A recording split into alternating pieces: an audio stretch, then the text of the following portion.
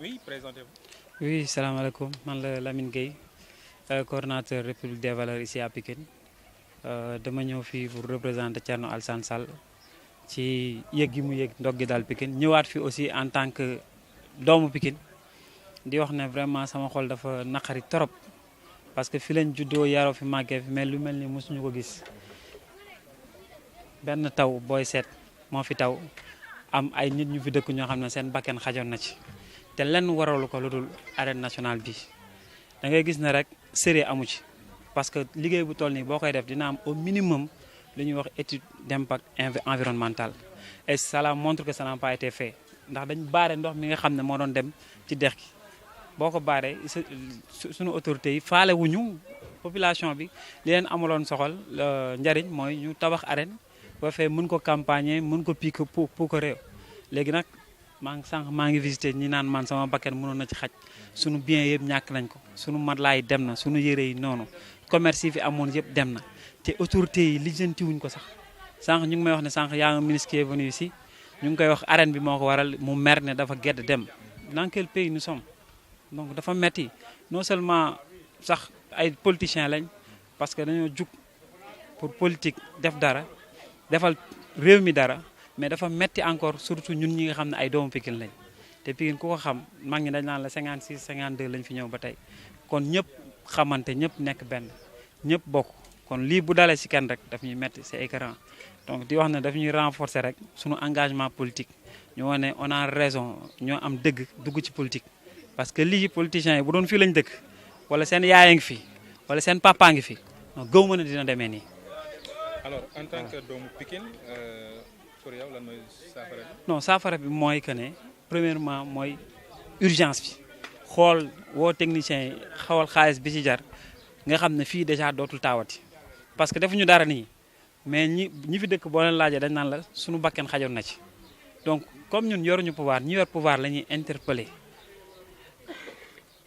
ñoom la ñuy interpeller pour wax leen ne lii nañ ci jug du luy xaar parce que dinañ investir Pikine man moom laay wax à chaque fois def nañ fi 32 milliards mënoo jël 32 milliards def ko foo xam ne à 100 mètres nit ñi fi dëkk amuñu assainissement bu baax bu tawee seen bakken yi nekk ci xottu gerte donc kan ngay investir l'investissement c'est pour qui finalement mënoo jël 1 milliard 700 def ko ci stade école 8 côté boobu mu ngi taa bu tawee nit ñi seen bakken nekk ci xottu gerte seen bien yëpp yàqu sànq am na ku ne ma sama li ma investiroon di jaay ay jesner rek lépp xaalis ba sax ci boppam dafa réer mais pour qui kan la état bi di liggéeyal man loolu laa bëgg a xam Macky Sall kan lay liggéeyal 32 milliards ba pare nit ñi seen seen bakken nekk ci xottu gerte donc on est de l'opposition on ne va pas se vanter duñ tiitaru di def fanfaronnerie dañuy wax li réaliste li ñu bëgg mooy moom mi nga xam ne moo fi yor pouvoir bi fii ak 6 mois yi ndax 6 mois yi bu jotee Sénégalais yi jëlee ko fi te loolu lañ gëm d'ici 6 mois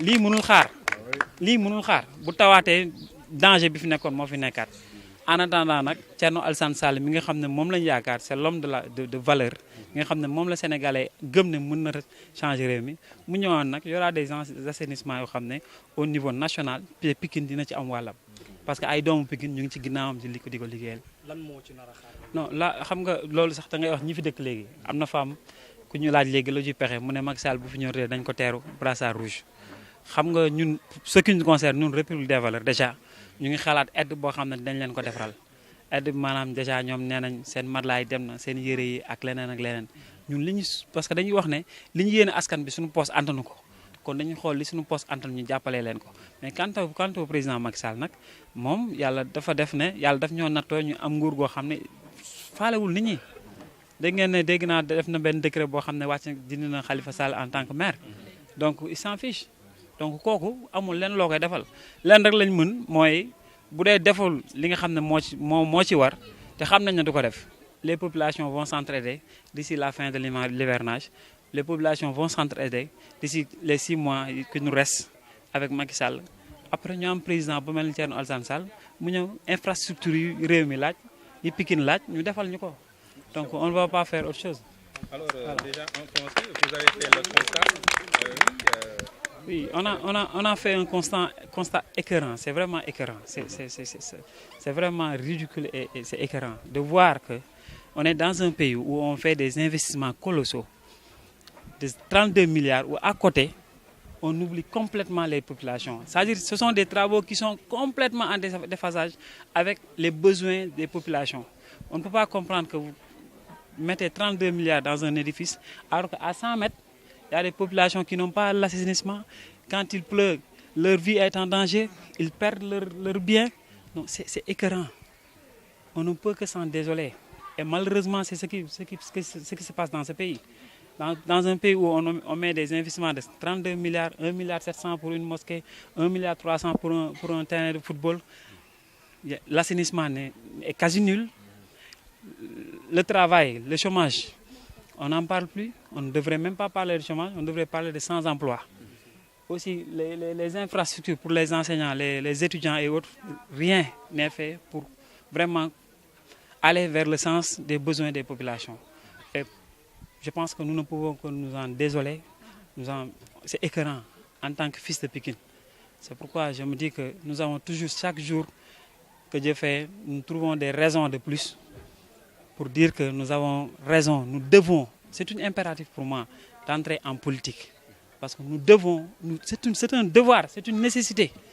Pour sauver notre Pikine, pour sauver notre pays, nous devons entrer en politique et occuper des postes clés pour permettre à notre pays d'avoir des lendemains meilleurs. Donc nous sommes là en tant que représentants aussi du président Thierno Alassane Sall, puisque nous sommes son représentant, son coordinateur ici à Pikine. Lui aussi, il va venir, Inch'Allah. Et nous, au niveau de la République des Valeurs, nous allons organiser des... On est en train de le faire, la visite qu'on est en train de faire.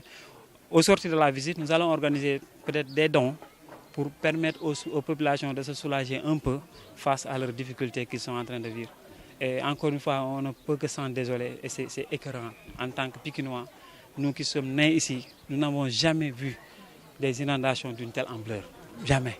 Parce qu'il y a l'arène et malheureusement, quand on fait des travaux titanesques comme celle-ci, on devrait au moins faire des études d'impact environnemental. C'est le BEBA, c'est le minimum.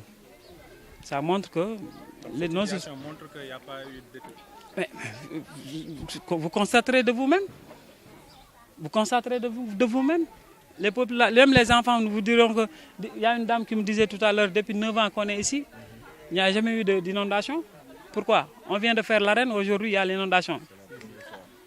L'eau ne vient pas de l'arène quand même. On ne va pas dire que l'eau vient de l'arène. Non seulement il n'y a pas d'assainissement, aussi c'est l'arène qui a barré l'eau qui devait se verser vers les bassins. Donc il n'y a pas d'étude d'impact environnemental et c'est désolant. Moi vraiment je parle en tant que Pikinois avant de parler même en tant que représentant du président Thierno Alassane Sall. C'est écœurant. D'après ce qu'on a vu, des gens qui ont failli perdre leur vie. Et c'est écœurant. C'est écœurant en tout cas. En tant que Pikinois, qu'est-ce que vous comptez faire face à cette manque d'écoute, vu que vous avez déjà pleuré l'arrivée de l'arène nationale et ça n'a pas abouti à bon sens? Nous, premièrement, au niveau... nous ne pouvons que réagir, faire des actions selon nos moyens propres. Parce que nous savons qu'avec les autorités qu'on a, ils n'ont même pas le temps. Ils se disent que ce qu'a besoin les Pikinois, c'est peut-être des 5 000 francs, des 10 000 francs à l'approche des campagnes, des échéances électorales. Donc maintenant, nous qui sommes ici, nous ne pouvons que aider nos amis qui sont ici, nos voisins, nos mamans, nos papas qui sont ici, selon nos propres moyens. Et attendre vraiment la fin du mandat de ce président qui est là, qui est notre président, je le dis d'une manière démocratique et républicaine. C'est notre président. Nous pouvons que nous hâter de le voir quitter le pouvoir.